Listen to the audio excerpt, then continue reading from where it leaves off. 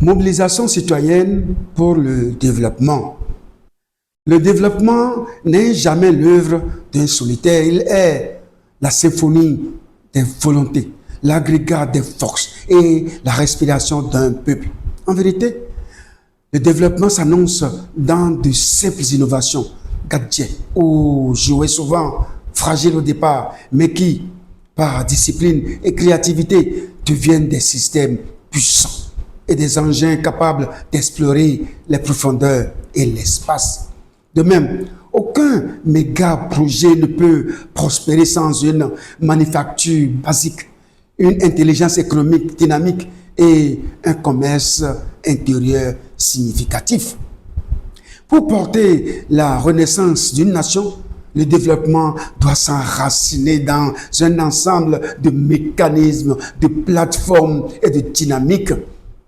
Le groupe Klubou embrasse cette logique, penser, travailler, méditer et proposer des solutions avec un socle déterminant, le capital humain, d'où la mobilisation citoyenne. Comme le plus simple vélo composé de dizaines de pièces, chaque citoyen est une partie indispensable à la marche de la nation. La renaissance nationale ne peut être l'œuvre d'un seul homme ou ni d'une seule institution. Elle exige la lucidité du leadership, la responsabilité familiale, la solidarité communautaire, la justice institutionnelle et des piliers de renaissance capables de transformer nos talents en service. Elle est avant tout une victoire sur nous-mêmes, sur nos habitudes de dépendance, sur nos faiblesses de discipline et sur nos renoncements collectifs. Le développement pour le Bénin, c'est la capacité de produire localement, de valoriser nos ressources et de bâtir une dynamique durable qui garde la plus-value dans la nation. Nous avons identifié des lacunes qui freinent l'émergence. Manque de discipline dans les foyers, absence de fraternité dans les communautés, fragilité des institutions, communication insuffisante et économie trop dépendante. Face à ces défis, nous ne nous contentons pas de dénoncer, nous proclamons des solutions et nous nous engageons à poser des actes concrets. La charpente ci-dessous est une feuille de route collective. Elle appelle chaque citoyen à prendre sa part. Les familles doivent devenir des racines de discipline et de transmission. Les communautés doivent devenir des champs de fraternité et de gouvernance locale. Les institutions doivent devenir des piliers de transparence et de service.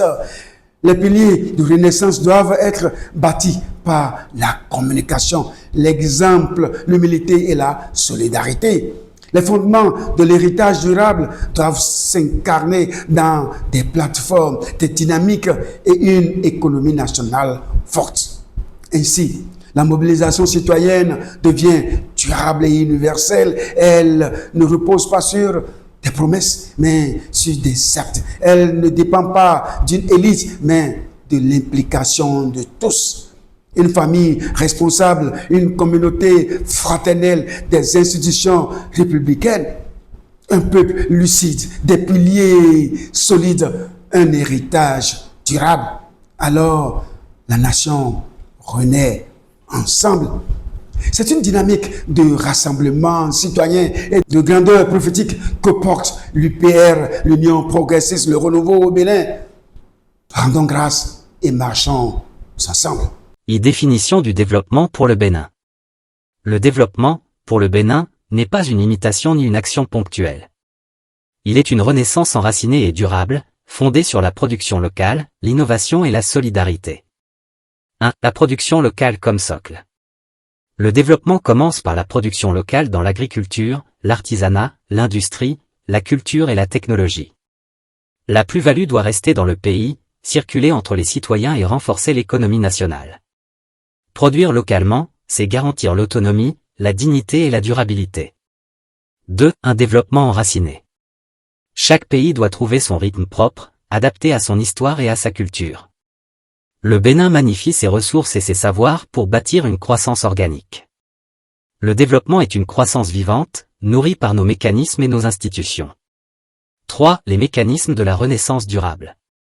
Le contexte national est marqué par une consommation tournée vers l'étranger, fragilisant notre économie et nous privant de la plus-value locale. Trop souvent, les habitudes héritées nous enferment dans une dépendance qui ressemble à une mendicité organisée. Mais il ne s'agit pas d'une guerre contre des puissances étrangères. La véritable bataille est intérieure, changer nos habitudes, valoriser nos ressources, adopter une discipline nouvelle. C'est pourquoi nous magnifions les mécanismes d'enracinement et de durabilité. Greffage, intégrer nos savoirs traditionnels et modernes pour produire localement. Capsocalisme, transformer la solidarité citoyenne en moteur économique et social. CNE, Conseil national de l'éducation, former des générations capables de créer, et non seulement de consommer. IREG, Institut régional des hautes études géopolitiques et géostratégiques, donner au Bénin une lucidité stratégique pour se positionner dignement. CHPI, Centre d'homologation et de promotion des innovations, valoriser nos talents et inventions pour qu'ils deviennent des richesses nationales. Centre de recherche et d'excellence, éclairer nos choix par la science et l'innovation, afin que chaque décision soit durable. Universités et instituts de technologie, former des bâtisseurs de solutions, des artisans de souveraineté, des ingénieurs de la Renaissance. Des usines de fabrication d'outils informatiques, disponibiliser un ordinateur pour chaque fonctionnaire du public comme du privé. Au moins une imprimerie par commune, imprimer les documents didactiques et journaux d'information.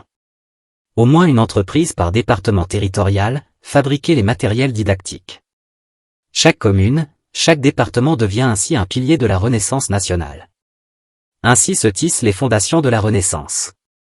C'est également pourquoi le groupe Cloubou appelle de toutes ses forces à la construction d'infrastructures d'aciérie, de plasturgie et de fonderie au Bénin, pour que nos idées deviennent matière, et que notre matière devienne richesse. 4. Impact sur le développement. Ces mécanismes assurent que la Renaissance soit durable et transmissible. Ils créent un équilibre entre production locale, éducation, innovation, stratégie, recherche et solidarité. Ils garantissent un développement authentique, inclusif et enraciné dans la réalité béninoise. Changer nos habitudes, produire localement, valoriser nos talents. Et la Renaissance devient durable. 2. La lucidité du leadership.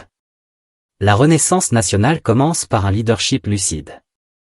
La lucidité n'est pas seulement une qualité intellectuelle, elle est une force spirituelle et morale qui permet de voir la vérité, de nommer les faiblesses et de tracer le chemin du redressement. Un leadership lucide doit poser 3 actes essentiels. 1. Nommer les réalités sans détour. Reconnaître les lacunes qui freinent l'émergence, indiscipline, corruption, promesses vaines, division. Refuser les illusions et les discours creux. Dire la vérité au peuple, même lorsqu'elle dérange, car la vérité libère. 2. Valoriser les dons de Dieu en chacun. Affirmer que chaque citoyen est porteur d'un talent, d'une force, d'une mission. Transformer ces dons en service pour la nation. Proclamer que le leadership n'est pas privilège, mais responsabilité partagée. 3. Montrer le chemin par l'exemple. Le leader doit incarner discipline, humilité et travail.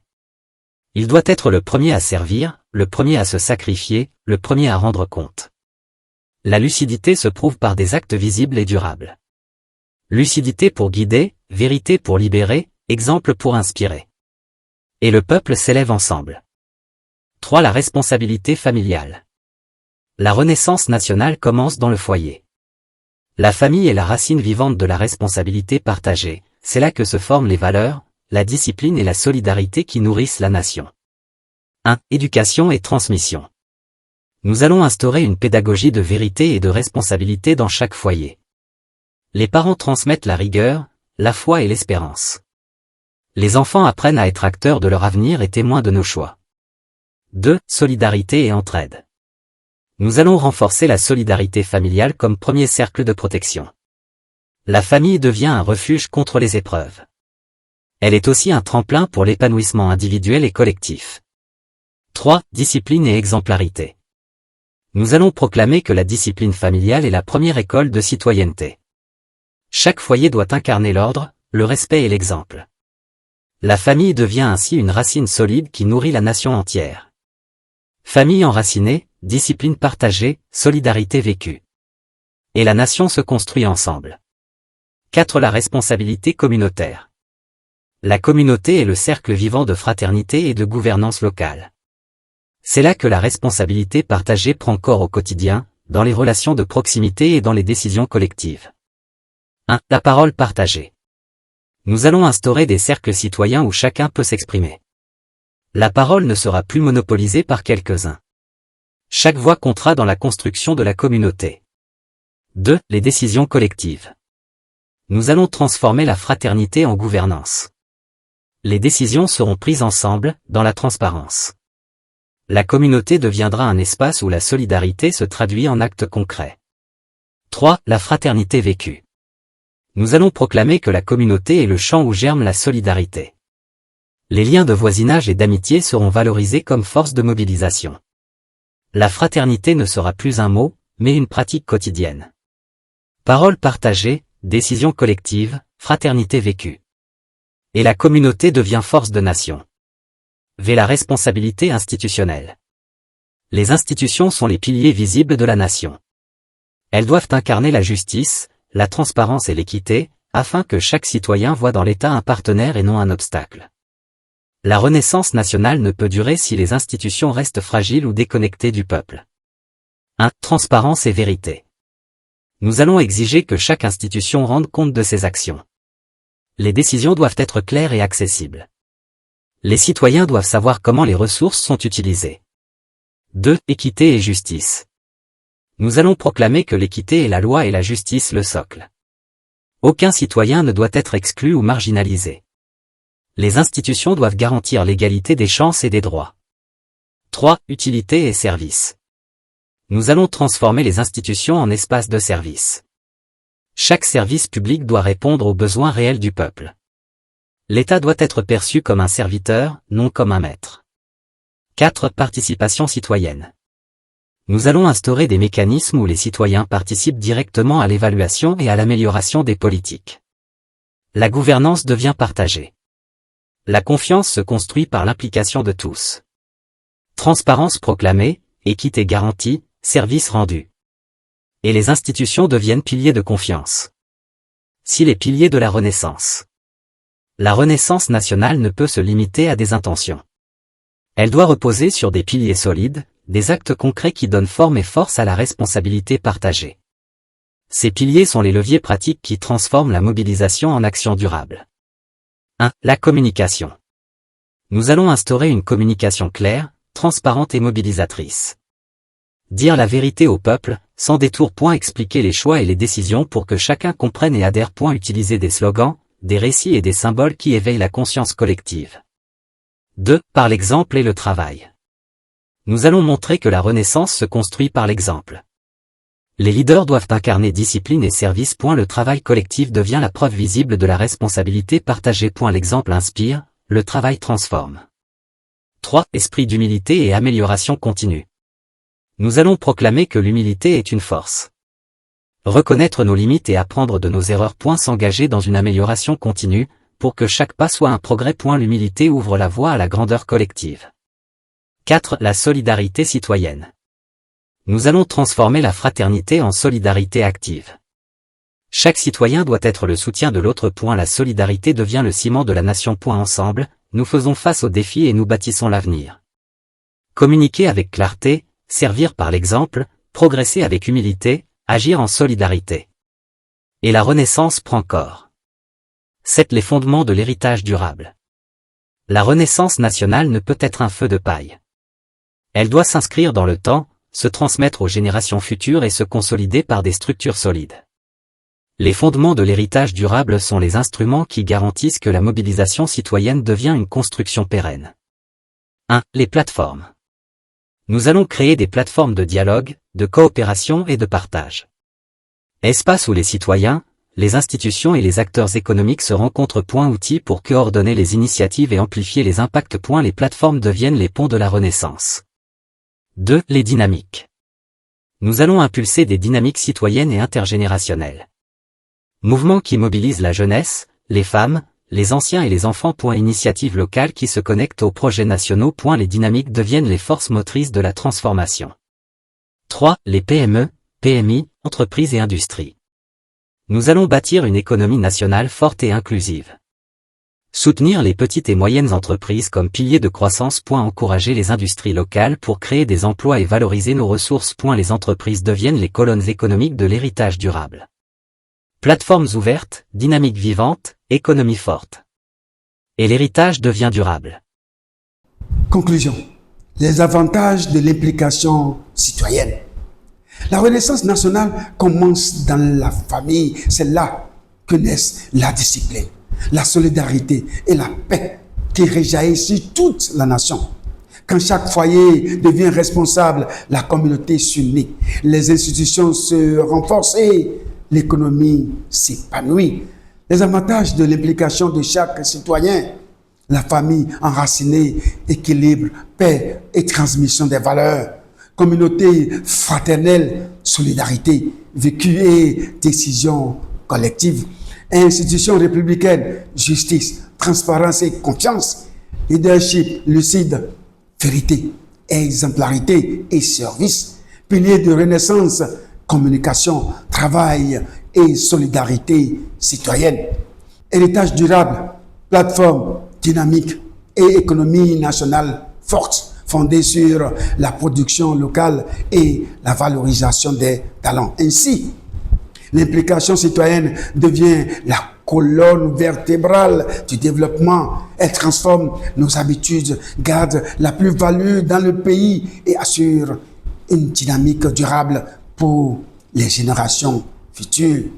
Famille enracinée, communauté unie, institutions républicaines, leadership lucide, piliers solides, héritage durable et la paix réjaillit sur la nation. Et le développement s'enracine au Bénin. Sans évoquer le programme ni les démarches d'appropriation dans cette publication, permettez que je rappelle une vérité. La mobilisation citoyenne est une course de discipline, de persévérance et de victoire partagée. Et même si nos forces semblent limitées, la fidélité à la parole et l'attachement au nom ouvrent devant nous une porte que nul ne peut fermer. Apocalypse 3, verset 8. Je connais tes œuvres, voici, parce que tu as peu de puissance et que tu as gardé ma parole et que tu n'as pas renié mon nom. J'ai mis devant toi une porte ouverte que personne ne peut fermer. Je rends grâce